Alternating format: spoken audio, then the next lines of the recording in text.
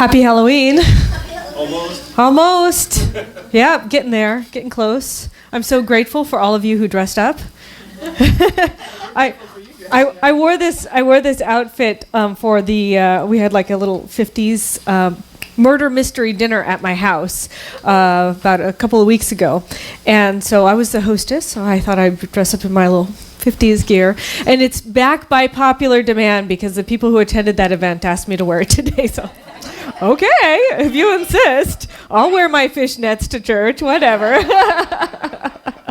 That's why I love us, right?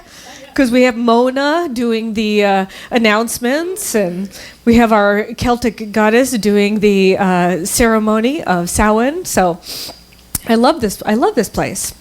And I want to honor each and every one of you for coming today, especially Elliot with her red nose on. That's just caught me off guard just now. And what I love is that this month we're exploring this idea of global transformation through individual transformation. And our theme this week is that it would be difficult to believe in a God who cares more for one person than another person. So I wonder if maybe you had your God stolen when you were a kid. I wonder if your version of God is something that judges you. I wonder if you think about, when you think of God, you think about something that is to be feared, or that if you don't do the right and perfect thing, then maybe you're not going to get on his favor. Now, I think that we need to take our God back. I think we need to bring God back in a way that absolutely serves us. Because I know that any God, when I was a kid, I was growing up, and I was taught God is love. That's what I was taught. And God is unconditional love. So what does unconditional love really mean? What is unconditional love? No conditions. So how could I do something wrong in God's eyes if there were God's unconditional love? Unconditional. That would be conditions if there's something wrong, right? That would say that no matter what I did, I couldn't actually be unconditionally loved by God. But the truth is that we are all part of the body of God. God is infinite love, and it's expressed through an impersonal law. So it doesn't play any favorites, but it loves us equally. So actually, it plays all of us as favorites. We're all equally God's favorites.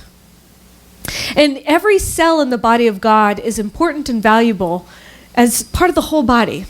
It's like in my body, I'm not like, wow, I love you heart more than I love you lung. No, it's pretty valuable to me. Kind of important. And that's how each and every one of us is. Each and every one of us is as if we're an organ of the divine. The divine needs us. God needs you. Because you are part of its wholeness. So do you believe in wholeness? Yeah? Do you believe in oneness? Yeah. Oh, that's easy for you to say. Now what about Trump? Or what about Hillary Clinton? Yeah. If you have an animosity towards one of our political candidates, then do you really believe in wholeness and oneness? Because this election has been one of the most dirtiest, challenging, difficult elections I've ever seen our country face. Who's voted so far?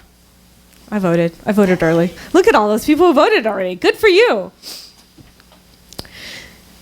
So whenever I'm taking on this charge of being in oneness and being in wholeness, then that means I need to take on the idea that I am Donald Trump, that I am Hillary Clinton, that I am ISIS. Now, how could I possibly do that? Back in the day, it might have been during World War II, somebody might have said Hitler. How could I say that I am Hitler? But you got to think about Hitler, and he had this, first of all, he was brilliant, but second of all, he had this idea of supremacy.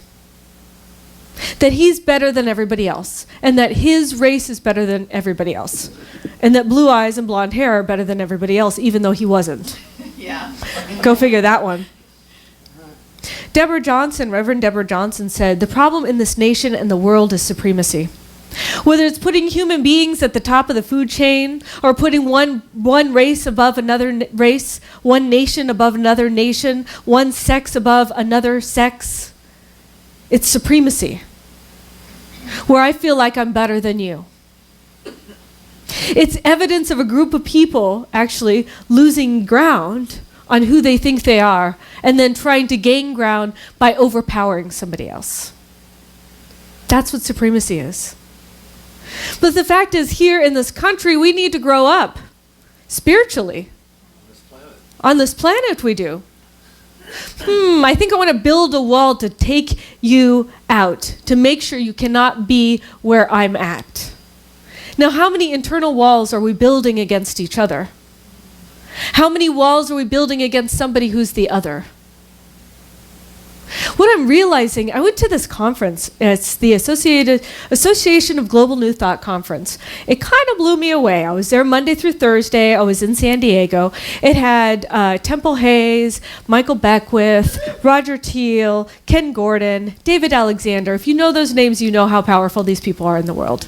And they were all together, and they put on this conference. And they put this conference about stepping into this new idea of social justice, stepping into being spiritually engaged in our lives. We say we're spiritual people, but then we're like, oh, I'm just gonna, back away, and I'm not gonna participate in the world. I'm gonna let the world happen, and I'm gonna stand back here. I'm not gonna come out of my spiritual closet, right? We're gonna stay in the closet.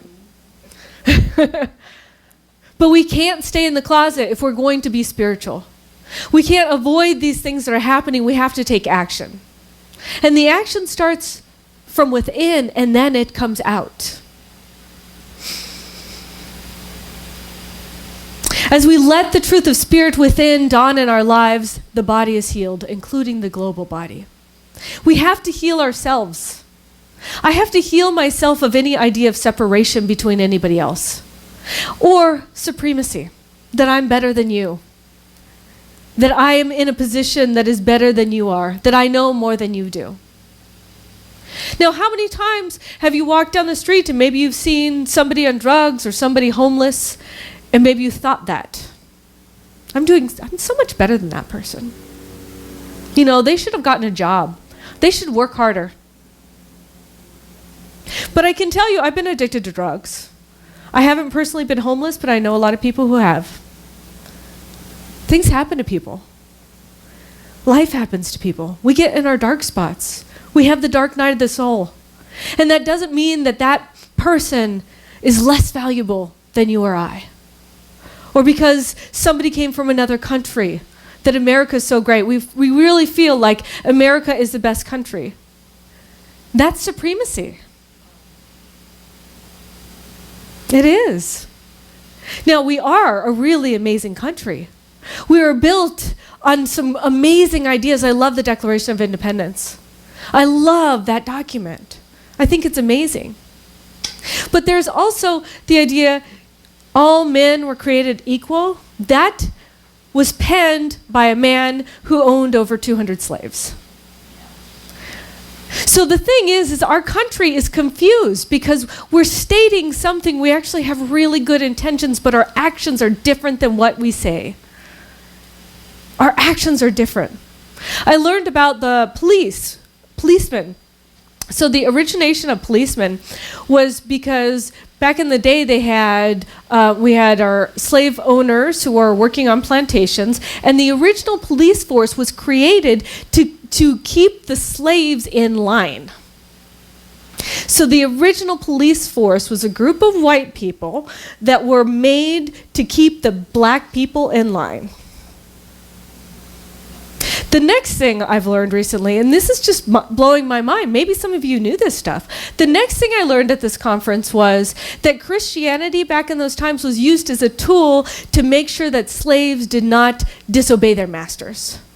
So they were told that in the holy book, God said to obey your master. And that means your slave, your owner, your master. You obey your master, then you're obeying God. So Christianity, in its very history in this country, was an abuse of power to the slaves.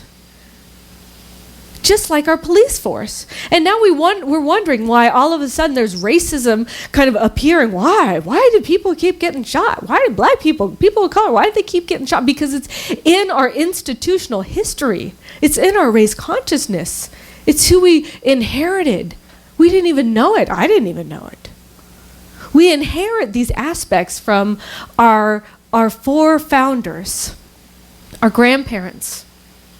Now, it's totally possible, yes, our ancestors, but it's totally possible to heal this. It's totally possible for us to transcend this idea, but we have to know that it's here. We can't ignore. We can't ignore it. A lot of people do that, what we call the spiritual bypass. We're like, oh, I'm too spiritual, so I'm cool. Nothing's really going on. Well, stuff is really going on, right? It's really going on, and it's really time to change it. But that means we need to take actions to start realizing what's going on and how we can utilize and empower and uplift those who are not in privileged areas. And that's all different kinds of ways. I've talked about this before. If I am walking, I am privileged more than somebody who's walking, not walking. If I have a house, I'm privileged over somebody who's homeless. If I'm white, I'm privileged over any person of color. Any.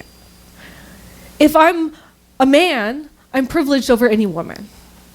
And it's incumbent on us to see and recognize that those privileges exist, and then to utilize our privilege to uplift those who are not in the privileged position. That is our duty. That is our job as spiritual individuals. If I am in this country and I am native born in this country, I have a privilege over anybody who's foreigner. Each and every person has privileges. So how can we utilize our privileges for our greater good? That's the bigger question. Because there's something happening right now. I believe that we're really birthing into a new paradigm on this planet. I actually believe that we're birthing into a paradigm of deepened spirituality, of interconnectedness, where we're deeply connected to the world and all the systems that are on the planet, and we move in a way that supports everybody. When I say we're creating a world that works for everyone, that's what I mean. I heard Bishop Yvette Flunder. Has anybody ever heard her before? You should look her up. She came to this conference. She's actually in the Bay Area. She blew my mind. She's an African-American lesbian woman who's a bishop. Yeah. And she's grew up Pentecostal. She's a Christian bishop, but she grew up Pentecostal. And that's where, she was talking about whenever she was a kid, when God gets you, then you lose all reality, and then you start speaking in tongues. And she said she actually had this experience. She was growing up, she thought people were crazy, but she was in the church, and that's where people go, ah, and they scream and stuff. And she said she was just in this moment, and she lost consciousness. She said what happened is she fell to the ground, she rolled under the pews to the back of the church, she got up, and she started speaking in tongues. And she said she was speaking in another language that was not familiar to her. And she said her sisters, her grandmothers, they were there, and they were like, hallelujah, she's got the God in her. She's got it. And she knew she got it. But she said it doesn't always happen in that way. What happens is, no matter what your history is, if you're Jesus, you might actually get saved in a way that you see and feel and know God. If you're Jewish, you might find a way that you connect on the Sabbath, where you see and feel and know God. If you are a pagan, which is of earth-based religions, you might see and feel and know God when you're with a tree. You might connect and merge with a tree. Each and every one of us have an ability to connect with God in a way that's way bigger and more profound than we could ever imagine. And it's happening now at a greater and greater degree. Things are being accelerated. I don't know if you've noticed, but for me, whenever I put my intention out, it's coming a lot quicker. And it's not just me, it's everybody. Like I'll say an intention, and like within 24 hours it's coming true. Well, whoa.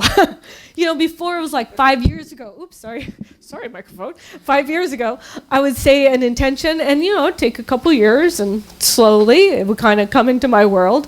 But now things are happening at a greater level. But it's not pretty. The bishop said, you have to get in it. You have to get in this spirituality. You have to get in this engaged world. You have to be engaged in the world. She says it's messy. It's like childbirth. It's not like a Gerber commercial. It has to pass through a very tight place with a whole lot of effort, and you have to push. Most of us do not want to engage in the process, but we have to in order to birth this new paradigm that's coming through. So I encourage you to think about how can you be active in this world to help birth this paradigm, and to recognize that it might get a little messy. You might get a little messy. You might make some mistakes. You might make some missteps, but I encourage you to step out into doing something that's uncomfortable, into standing into a new way of being, so that each and every one of us can actually experience this world that works for everyone. There's a story of the prodigal son, which is in the Bible. And in the prodigal son, I think it's in Luke, basically there's this father, he owns a plantation, and he's got 2 sons.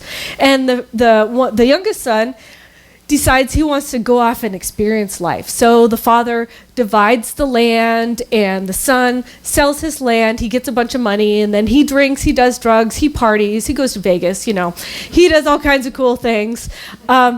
And then he loses all his money. And he's working, and and then there's this a drought that happens on the land, and things start becoming scarce, and he's herding pigs, and he recognizes that he's lusting for the food that the pigs are being fed. And he finally thinks, you know what, my father's servants are fed way better than I am. Maybe I should go back to my father and see if he'll take me on as a servant. See if he'd be willing to take me back, even though I squandered all his money. And so he went ahead and he went home, and he was going to ask to be a servant for his father. But as soon as his father saw him, his father rushed to him, opened his arms, embraced him, swung him around. He was just like, oh, my son, I'm so glad you're here. Let's kill our biggest goat, and let's have the biggest feast ever. And he was welcomed back into the world. He was welcomed back into his father's arms. Ernest Holmes said, the prodigal son remained a prodigal as long as he chose to do so. When he chose to, he returned to his father's house, and he was greeted with outstretched hands. So shall our experience be when we return to the world which is perfect. There will be something that will turn to us. We shall behold a new heaven and a new earth, not in some far-off place, but in the here and now. You see, that's us. Right now, we're the prodigal son. We've forgotten who we are. We're out squandering all our money, using money as our God, right? And forgetting that each and every person is valuable. Now, the father knew that no matter what the son had done, that there was greatness and beauty and love within him. And he saw him. Despite his mistakes, despite all the things that he went through, he recognized that when his son came back to him, he was still the beloved one. Now, what if we took those eyes on? What if we were the father with each other? What if we recognized that no matter where people are, they are the beloved one? They are the most sacred and holy place to be. Because in them is the divine spark of life. In them has been implanted all the potentiality of life, of beauty, of love. If I could see each person as a celebration instead of as a challenge or my enemy, maybe this world would change. So I wonder, where in your life are you building walls up? Where in your life are you trying to keep people out? Are you afraid of the other? Where in your life are you trying to say or speak that I'm better than you? And where in your life, maybe you're the prodigal son. Maybe you've forgotten who you are, and you need to go back to the Father, or whatever you want to call God. And you need to get your God back.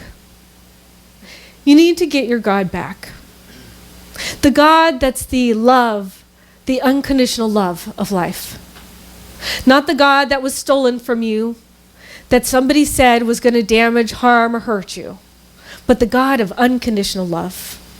Recognizing that when we get to that space inside, that unconditional loving space inside, that each and every one of us start seeing with those new eyes where we can create a world that works for everyone. And so I encourage you, if you've lost yourself, go back. You didn't go anywhere. You're still here, and you're still an amazing reflection of the divine. There's a story in our book of the month, which I left on my desk, but book of the month, Peace is the Way, and by Thich Nhat Hanh. The story is about a river, and the river is born. She's born from a spring, and she loves her life. She goes through these valleys and these little areas, and she just loves the way her body moves around.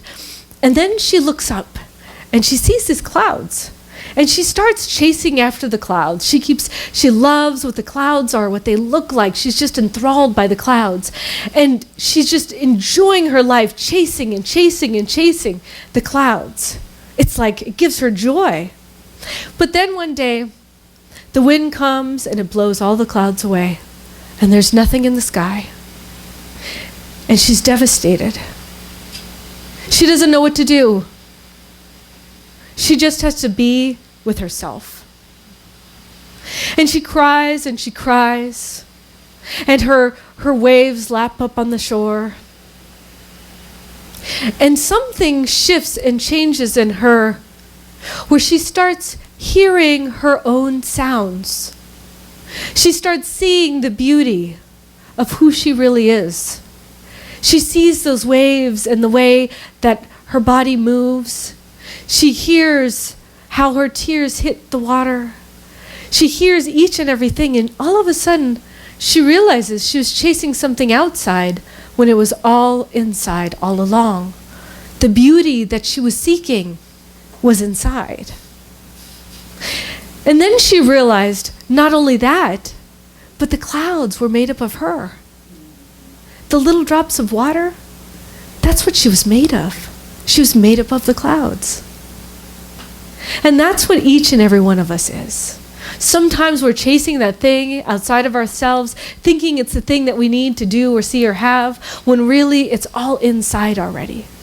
So I encourage you to look within and find the beauty, find the love, become unattached, and find what's within first, and then from there radiate it outward so that we can create this new idea of possibility for our world.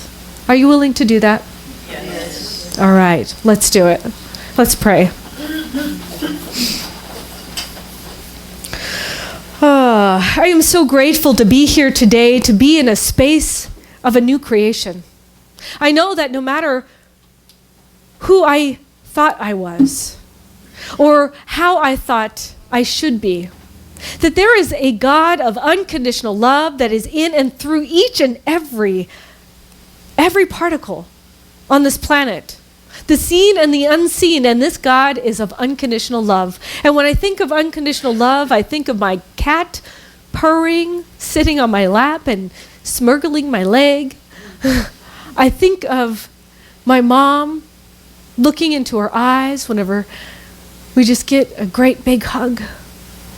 I think of each and every person in this room, and I recognize that the divine is here in this space.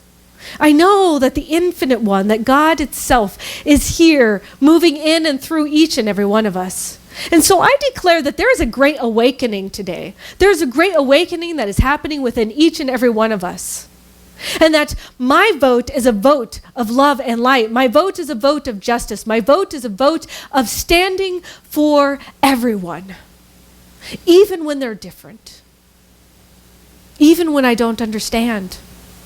And so I know and claim that I open up to a new realization, a new revelation that happens in and through me. And I recognize that this radiates outward, this love that I feel, this beauty, this light, this glorious luminescent flame of passion that I feel within, also is in each and every person here, that it just extends outward, powerfully touching each and every person, so that we are transformed by that love, by that light. As I step into this new idea, I am unafraid to shine my light, to be myself, and to love unconditionally. I am fearless in my love. And so I see that with each and every person I connect with today and for the rest of the week. I see it in the eyes and hearts and souls of those who I come in contact with. I recognize that it's already done, that I have shifted and changed, and I release this idea that I'm superior. I release this idea of separation. I release this idea that what I have is better than anybody else's, and I recognize that we are all equal, all the favorite child of God. I am the favorite. Each and every person is the favorite, because we are all special and unique and valued and valuable. And so as I see this, I release this prayer into that infinite medium, knowing that it moves and touches me and transforms me in ways that I can't even imagine. And so I surrender into that idea unfolding in my life.